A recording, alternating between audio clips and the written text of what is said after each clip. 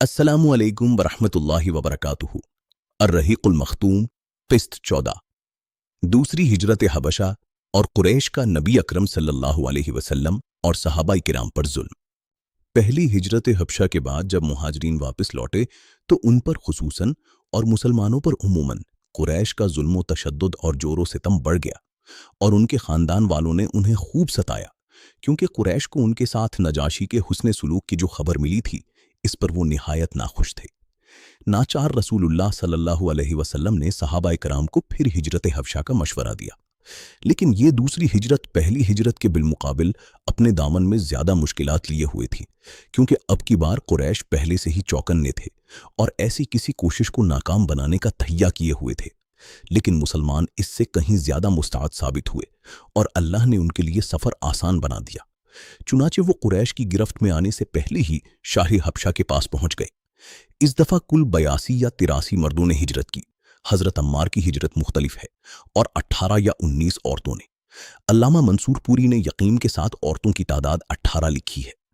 मुशरिकीन को सख्त रंज था कि मुसलमान अपनी जान और अपना दीन बचाकर एक पुरअमन जगह चले गए हैं, लिहाजा उन्होंने अम्र बिन आस और अब्दुल्ला बिन रबिया को, जो गहरी सूझबूझ के मालिक थे और अभी मुसलमान नहीं हुए थे, एक अहम सफारती मुहिम के लिए मुंतखब किया और इन दोनों को नजाशी और पादरियों की खिदमत में पेश करने के लिए बेहतरीन तहाइफ और हदिये देकर हबशा रवाना किया।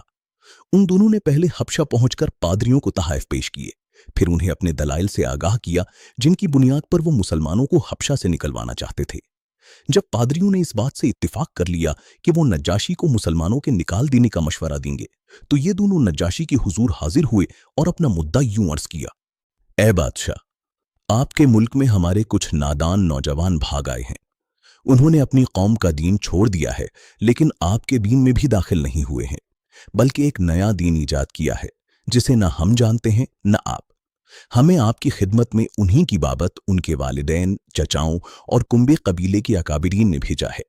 मकसद ये है कि आप उन्हें इनके पास वापस भेज दें, क्योंकि वो लोग उन पर कड़ी निगाह रखते हैं और उनके उयूब व इताब के असबाब को बेहतर तौर पर समझते हैं। जब ये दोनों अपना मुद्दा अर्ज कर चुके तो पादरियों ने कहा, बादशाह सलामत, ये दोनों ठीक ही कह रहे हैं। आप इन जवानों को इन दोनों के हवाले कर दें। ये दोनों इन्हीं इनकी कौम और इनके मुल्क में वापस पहुंचा देंगे। लेकिन नजाशी ने सोचा कि इस कज़िये को गहराई से खंगालना और इसके तमाम पहलुओं को सुनना जरूरी है। चुनाचे उसने मुसलमानों को बुला भेजा। मुसलमान ये तहिया करके उसके दरबार में आए कि हम सच ही बोलेंगे, ख्वाह नतीजा कुछ भी हो। जब मुसलमान आ गए तो नजाशी ने पूछा, ये कौन सा दीन है जिसकी बुनियाद पर तुमने अपनी कौम से अलहदगी इख्तियार कर ली है, लेकिन मेरे दीन में भी दाखिल नहीं हुए और ना इन मिल्लतों ही में से किसी के दीन में दाखिल हुए हो? मुसलमानों के तर्जुमान हजरत जाफर इब्ने अबी तालिब रजी अल्लाहु अन्हु थे। उन्होंने कहा, ए बादशाह, हम ऐसे लोग थे जो जाहिलियत में मुब्तला थे। हम बुत पूजते थे, मुर्दार खाते थे, बदकारियां करते थे, कराबतदारों से ताल्लुक तोड़ते थे, पड़ोसियों से बदसलूकी करते थे और हम में से ताकतवर कमजोर को खा रहा था। हम इसी हालत में थे कि अल्लाह ने हमी में से एक रसूल भेजा जिसका आली नसब, सच्चाई, अमानत और पाक दामनी हमें पहले से मालूम थी। उसने हमें अल्लाह की तरफ बुलाया और समझाया कि हम सिर्फ एक अल्लाह को माने और उसी की इबादत करें और उसके सिवा जिन पत्थरों और बुतों को हमारे बाप दादा पूजते थे उन्हें छोड़ दें। उसने हमें सच बोलने, अमानत अदा करने, सिला रहमी करने, पड़ोसी से अच्छा सुलूक करने और हरामकारी और खून रेजी से बाज रहने का हुक्म दिया और फवाहिश में मुलव्वस होने, झूठ बोलने, यतीम का माल खाने और पाक दामन औरतों पर झूठी तोहमत लगाने से मना किया। उसने हमें यह भी हुक्म दिया कि हम सिर्फ अल्लाह की इबादत करें, उसके साथ किसी को शरीक न ठहराएं। उसने हमें नमाज, रोजा और ज़कात का हुक्म दिया। इसी तरह हजरत जाफर रजी अल्लाहु अन्हु ने इस्लाम के महासिन गिनवाए। फिर कहा, हमने उस पैगंबर को सच्चा माना, उस पर ईमान लाए और उसके लाए हुए दीन खुदाबंदी में उसकी पैरवी की। चुनाचे हमने सिर्फ अल्लाह की इबादत की, उसके साथ किसी को शरीक नहीं किया और जिन बातों को उस पैगंबर ने हराम बताया उन्हें हराम जाना और जिनको हलाल बताया उन्हें हलाल जाना। इस पर हमारी कौम हमसे बिगड़ गई। उसने हम पर जुल्म सितम किया और हमें हमारे दीन से फेरने के लिए फितने और सजाओं से दोचार किया, ताकि हम अल्लाह की इबादत छोड़कर बुत परस्ती की तरफ पलट जाएं और जिन गंदी चीजों को हलाल समझते थे उन्हें फिर हलाल समझने लगे। जब उन्होंने हम पर बहुत कहर और जुल्म किया, जमीन तंग कर दी और हमारे दरमियान और हमारे दीन के दरमियान रोक बनकर खड़े हो गए, तो हमने आपके मुल्क की राह ली और दूसरों पर आपको तरजीह देते हुए आपकी पनाह में रहना पसंद किया और ये उम्मीद की कि ए बादशाह, आपके पास हम पर जुल्म नहीं किया जाएगा। नजाशी ने कहा, वो पैगंबर जो कुछ लाए हैं उसमें से कुछ तुम्हारे पास है? हजरत जाफर रजी अल्लाह अन्हु ने कहा, हाँ। नजाशी ने कहा, जरा मुझे भी पढ़कर सुनाओ। हजरत जाफर रजी अल्लाह अन्हु ने सूरह मरियम की इब्तदाई आयात तिलावत फरमाई। नजाशी इस कदर रोया कि उसकी दाढ़ी तर हो गई। नजाशी के तमाम पादरी भी हजरत जाफर रजी अल्लाह अन्हु की तिलावत सुनकर इस कदर रोए कि उनके सहीफे तर हो गए। फिर नजाशी ने कहा कि ये कलाम और वो कलाम जो हजरत ईसा अलैहिस्सलाम लेकर आए थे, दोनों एक ही शमादान से निकले हुए हैं। इसके बाद नजाशी ने उमरू बिन आस और अब्दुल्ला बिन रबिया को मुखातिब करके कहा कि तुम दोनों चले जाओ, मैं इन लोगों को तुम्हारे हवाले नहीं कर सकता और ना यहां इनके खिलाफ कोई चाल चली जा सकती है। इस हुक्म पर वो दोनों वहां से निकल गए, लेकिन फिर उमरू बिन आस ने अब्दुल्ला बिन रबिया से कहा, खुदा की कसम, कल इनके मुताल्लिक ऐसी बात लाऊंगा कि उनकी हरियावल की जड़ काट के रख दूंगा। अब्दुल्ला बिन रबिया ने कहा, नहीं, ऐसा ना करना। इन लोगों ने अगरचे हमारे खिलाफ किया है, लेकिन हैं बहरहाल हमारी अपने ही कुंबे कबीले के। मगर उमरू बिन आस अपनी राय पर अड़ी रहे। अगला दिन आया तो उमरू बिन आस ने नजाशी से कहा, ए बादशाह, ये लोग ईसा इब्ने मरियम के बारे में एक बड़ी बात कहते हैं। इस पर नजाशी ने मुसलमानों को फिर बुला भेजा। वो पूछना चाहता था कि हजरत ईसा अलैहिस्सलाम के बारे में मुसलमान क्या कहते हैं। इस दफा मुसलमानों को घबराहट हुई, लेकिन उन्होंने तय किया कि सच ही बोलेंगे, नतीजा खा कुछ भी हो। चुनाचे जब मुसलमान नज्जाशी के दरबार में हाजिर हुए और उसने सवाल किया, तो हजरत जाफर रजी अल्लाह अन्हु ने फरमाया, हम ईसा अलैहिस्सलाम के बारे में वही बात कहते हैं जो हमारे नबी सल्लल्लाहु अलैहि वसल्लम लेकर आए, यानी हजरत ईसा अलैहिस्सलाम अल्लाह के बंदे, उसके रसूल, उसकी रूह और उसका वो कलमा है जिसे अल्लाह ने कमवारी पाक दामन हजरत मरियम अलैहिस्सलाम की तरफ इल्का किया था।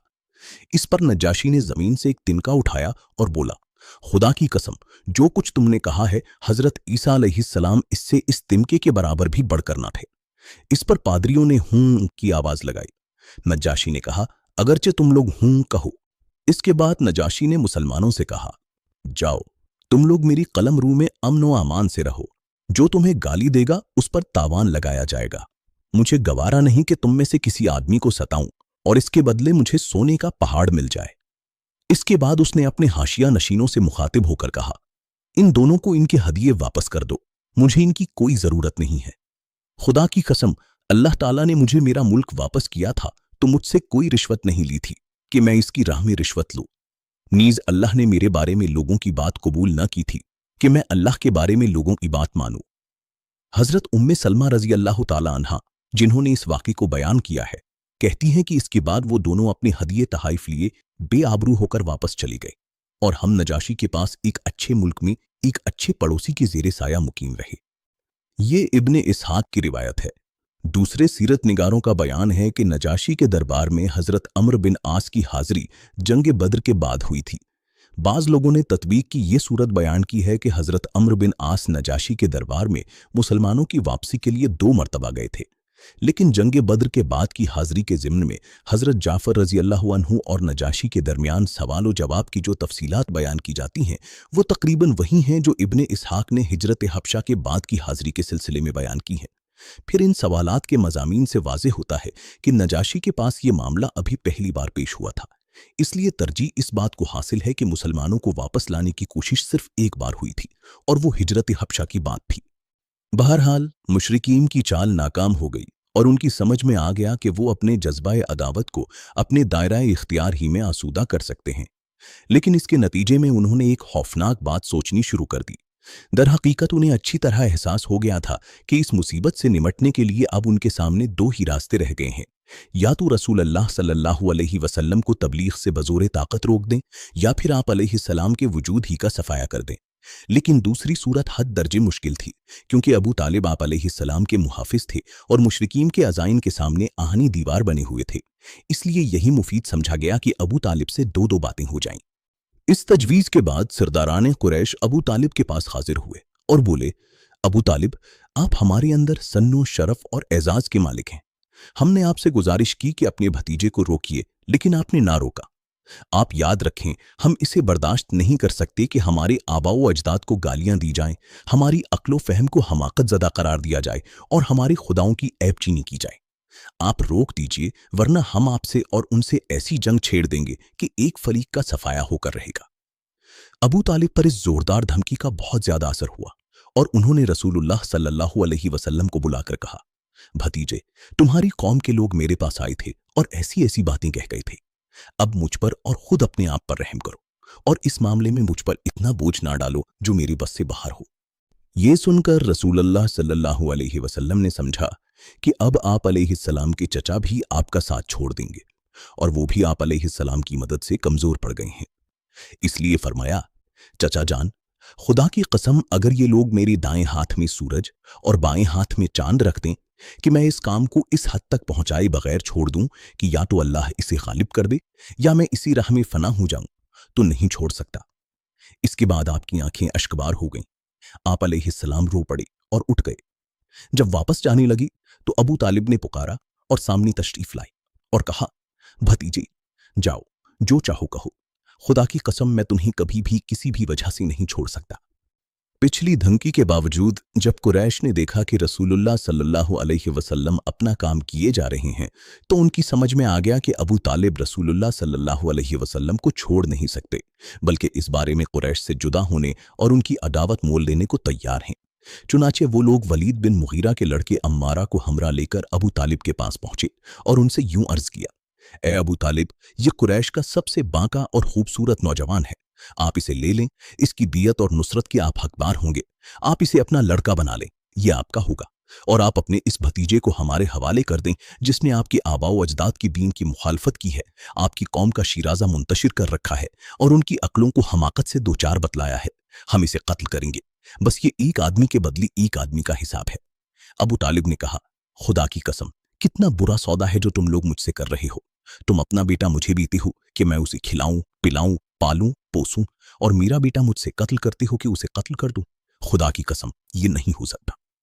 اس پر نوفل بن عبد مناف کا پوتا متم بن عدی بولا، خدا کی قسم اے ابو طالب، تم سے تمہاری قوم نے انصاف کی بات کہی ہے اور جو صورت تمہیں ناگوار ہے اس سے بچنے کی کوشش کی ہے، لیکن میں دیکھتا ہوں کہ تم ان کی کسی بات کو قبول نہیں کرنا چاہتے۔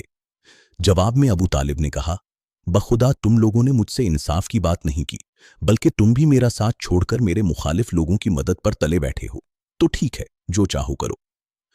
نبی صلی اللہ علیہ وسلم کے قتل کی تجویز۔ ان دونوں گفتگوؤں کی ناکامی کے بعد قریش کا جذبہ جور و ستم اور بھی بڑھ گیا اور ایذا رسانی کا سلسلہ پہلے سے فزوں تر اور سخت تر ہو گیا۔ انہی دنوں قریش کے سرکشوں کے دماغ میں نبی صلی اللہ علیہ وسلم کے خاتمے کی ایک تجویز ابھری، لیکن یہی تجویز اور یہی سختیاں مکہ کے جانبازوں میں سے دو سرفروشوں یعنی حضرت حمزہ بن عبد المطلب اور حضرت عمر بن خطاب کے اسلام لانے اور ان کے ذریعے اسلام کو تقویت پہنچانے کا سبب بن گئی۔ ظلم کے سلسلہ دراز کے ایک دو نمونے یہ ہیں کہ ایک روز ابو لہب کا بیٹا عتبہ رسول اللہ کے پاس آیا اور بولا، میں والنجم اذا ہوا اور ثم دنا فتدلی کے ساتھ کفر کرتا ہوں۔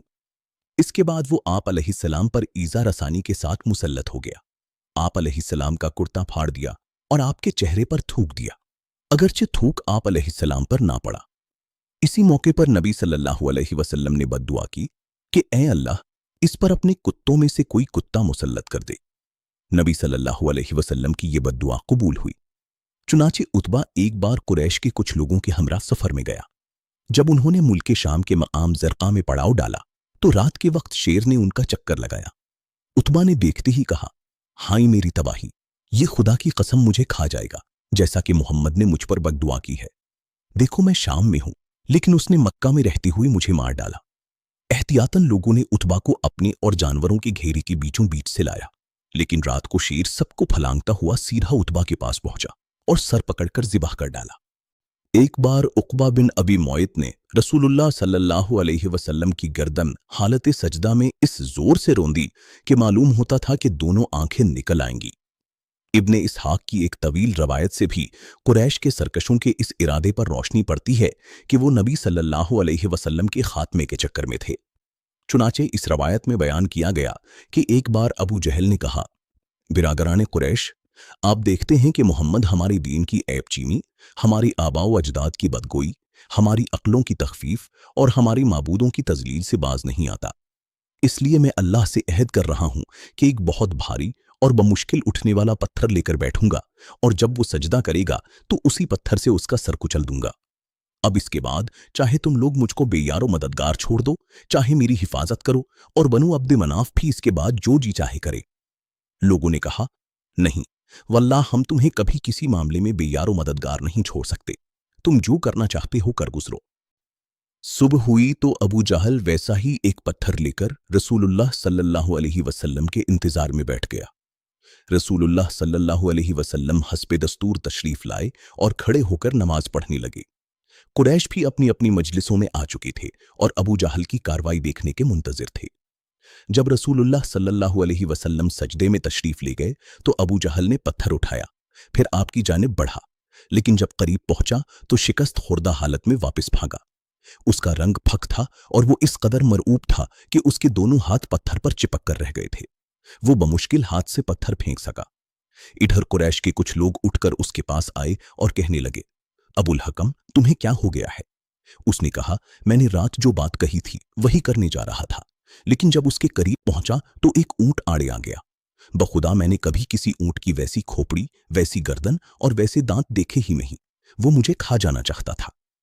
इब्ने इसहाक कहते हैं, मुझे बताया गया कि रसूलुल्लाह सल्लल्लाहु अलैहि वसल्लम ने फरमाया, ये जिब्रील अलैहिस्सलाम थे, अगर अबू जहल करीब आता तो उसे धर पकड़ते। इसके बाद अबू जहल ने रसूलुल्लाह सल्लल्लाहु अलैहि वसल्लम के खिलाफ एक ऐसी हरकत की जो हजरत हमजा रजी अल्लाह अन्हु के इस्लाम लाने का सबब बन गई। जहां तक कुरैश के दूसरे बदमाशों का ताल्लुक है तो उनके दिलों में भी नबी सल्लल्लाहु अलैहि वसल्लम के खात्मे का ख्याल बराबर पक रहा था। चुनांचे अब्दुल्ला बिन अम्र बिन आस से इब्ने इसहाक ने इनका ये बयान नकल किया है कि एक बार मुशरिकीन हतीम में जमा थे, मैं भी मौजूद था। मुशरिकीन ने रसूलुल्लाह सल्लल्लाहु अलैहि वसल्लम का जिक्र छेड़ा और कहने लगे, इस शख्स के मामले में हमने जैसा सब्र किया है उसकी मिसाल नहीं। दरहकीकत हमने इसके मामले में बहुत ही बड़ी बात पर सब्र किया है। ये गुफ्तगू चल ही रही थी कि रसूलुल्लाह सल्लल्लाहु अलैहि वसल्लम नमूदार हुए। आप अलैहिस्सलाम ने तशरीफ लाकर पहले हजरे अस्वद को चूमा, फिर तवाफ करते हुए मुशरिकीन के पास से गुजरे। उन्होंने कुछ कहकर तानाजनी की, जिसका असर मैंने आपके चेहरे पर देखा। इसके बाद जब दोबारा आप अलैहिस्सलाम का गुजर हुआ तो मुशरिकीन ने फिर उसी तरह की लान तान की। मैंने इसका भी असर आप अलैहिस्सलाम के चेहरे पर देखा। इसके बाद आप अलैहिस्सलाम तीसरी बार गुजरे तो मुशरिकीन ने फिर आप पर लान तान की। अब की बार आप ठहरी और फरमाया, कुरैश के लोगों, सुन रहे हो? उस जात की कसम जिसके हाथ में मेरी जान है, मैं तुम्हारे पास तुम्हारे कत्ल और ज़िबह का हुक्म लेकर आया हूं। आप अलैहिस्सलाम के इस इरशाद ने लोगों को पकड़ लिया। उन पर ऐसा सख्ता तारी हुआ कि गोया हर आदमी के सर पर चिड़िया है। यहां तक कि जो आप अलैहिस्सलाम पर सबसे ज्यादा सख्त था, वो भी बेहतर से बेहतर लफ्ज जो पा सकता था, उसके जरिए आप अलैहिस्सलाम से तलबगारे रहमत होते हुए कहने लगा कि अबुल कासिम, वापस जाइए, खुदा की कसम आप कभी भी नादान ना थे। दूसरे दिन कुरैश फिर इसी तरह जमा होकर आप अलैहिस्सलाम का जिक्र कर रहे थे कि आप नमूदार हुए। देखते ही सब यकजान होकर एक आदमी की तरह आप अलैहिस्सलाम पर पल पड़े और आप अलैहिस्सलाम को घेर लिया।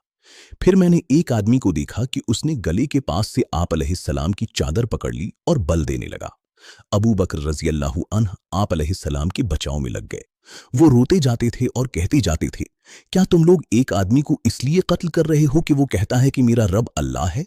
इसके बाद वो लोग आप अलैहिस्सलाम को छोड़कर पलट गए। अब्दुल्लाह बिन अम्र बिन आस कहते हैं कि ये सबसे सख्त तरीन ईजा रसानी थी जो मैंने कुरैश को कभी करते हुए देखा। सही बुखारी में हजरत उर्वा बिन जुबैर रजी अल्लाहु अन्हो से उनका बयान मरवी है कि मैंने अब्दुल्ला बिन अम्र बिन आस रजी अल्लाहु अन्हो से सवाल किया कि मुशरिकीन ने नबी सल्लल्लाहु अलैहि वसल्लम के साथ जो सबसे सख्त तरीन बदसलूकी की थी, आप मुझे उसकी तफसील बताइए। उन्होंने कहा कि नबी सल्लल्लाहु अलैहि वसल्लम खाना काबा के पास हतीम में नमाज पढ़ रहे थे कि उक़बा बिन अबी मुआयत आ गया। उसने आते ही अपना कपड़ा आप अलैहिस्सलाम की गर्दन में डालकर निहायत सख्ती के साथ आपका गला घोटा। इतने में अबू बकर रजी अल्लाह अन्हु आ पहुंचे और उन्होंने उसके दोनों कंधे पकड़कर धक्का दिया और उसे नबी सल्लल्लाहु अलैहि वसल्लम से दूर करते हुए फरमाया, तुम लोग एक आदमी को इसलिए कत्ल करना चाहते हो कि वो कहता है कि मेरा रब अल्लाह है। हजरत अस्मा रजी अल्लाह अन्हा की रिवायत में मजीद तफसील है कि हजरत अबू बकर के पास ये चीख पहुंची कि अपने साथी को बचाओ। वो झट हमारे पास से निकले। उनके सर पर 4 चोटियां थीं। वो ये कहते हुए गए कि तुम लोग एक आदमी को महज इसलिए कत्ल करना चाहते हो कि वो कहता है कि मेरा रब अल्लाह है। मुशरिकीन नबी सल्लल्लाहु अलैहि वसल्लम को छोड़कर अबू बकर रजी अल्लाह अन्हु पर पल पड़े। वो वापस आए तो हालत ये थी कि हम उनकी चोटियों का जो बाल भी छूते वो हमारी चुटकी के साथ निकल आता था। अगली किस्त के लिए सब्सक्राइब करें और सिराजुल इल्म के साथ जुड़े रहें।